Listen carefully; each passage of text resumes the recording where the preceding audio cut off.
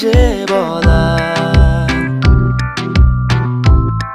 যা ছিল এ মনে তুমি গোপনে শোনো সেই কথা। তারপরে কাছে আমায় ডেকে তুমি বলো আমাকে শুধু সেই কথা। বলো না তুমি সব কিছু যা যায় না বলা, ভুলে সব ধরনের ভাবনা ভুলে যাও না।